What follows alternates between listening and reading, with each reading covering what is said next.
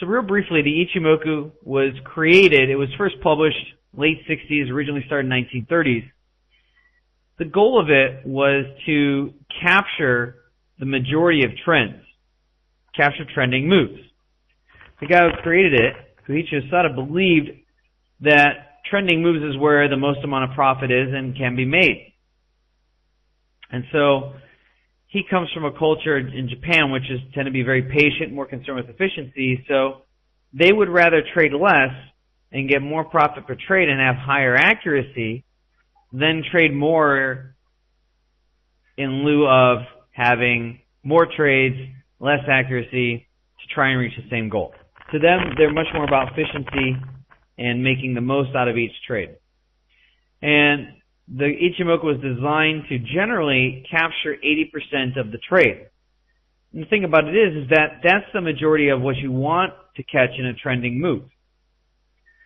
Because the bottom line is the harder parts to make money in a trending environment is the last 10% and the first 10% of the move. It's the hardest part of a trending move to capture.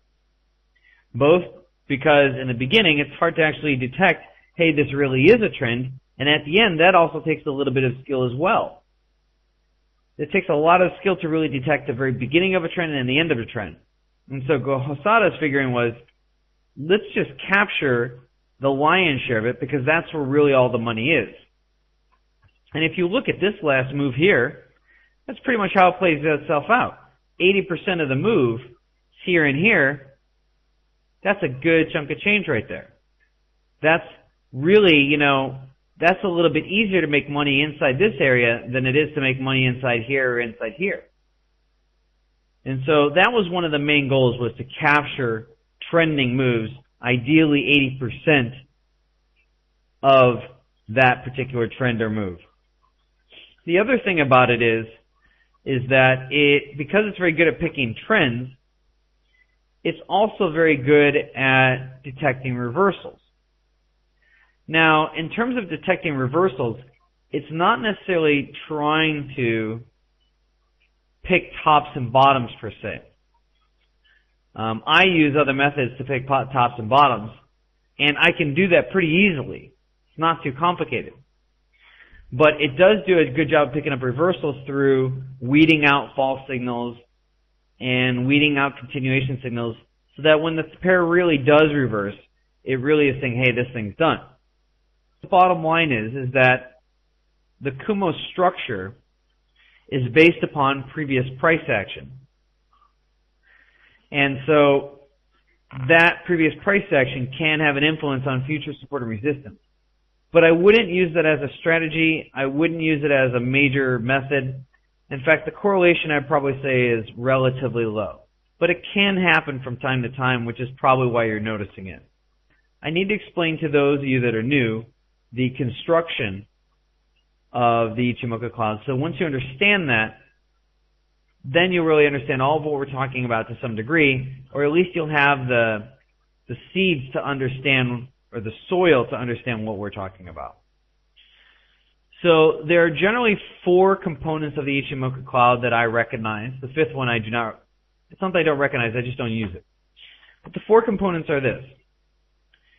The first one here is this white line. It's called the Tenkan-sen. It's like a price action line of sorts.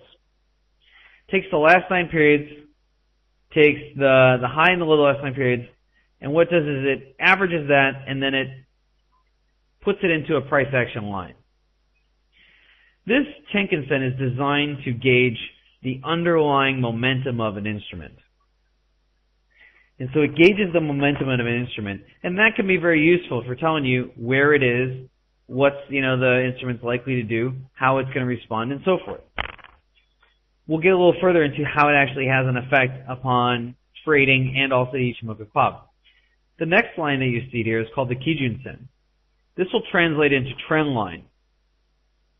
And this is designed, as pretty much it says, it's designed to gauge the overall trend of the instrument. It's designed to tell you where the trend is, if it's contained or not contained. If it's flat, if it's climbing, if it's falling. That's what it's designed to do as a general gauge.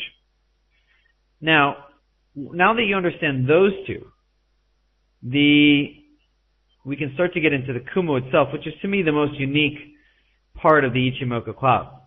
This Kumo is the cloud, but it has two components here. The first part is this white line here. This white line is really, you take the red line and you take the white line, you divide it in half, shoot 26 time periods ahead, and it creates that value over there. So that's the white line over here, which has crossed down. Now, it's kind of interesting that it does that, because what it's doing is, what Osada did is, he took the underlying momentum, the thing that gauges the underlying momentum for the instrument, and then he takes the underlying gauge for the trend of that instrument, and then he says, okay, halfway in between the momentum and halfway in between the trend, we put those two values together, we shoot that into the future, because that should represent some sort of gauge for future support and resistance. This is kind of brilliant. He's really taking two underlying essences of price action and saying, this should have a representation or some sort of ability to detect future support and resistance.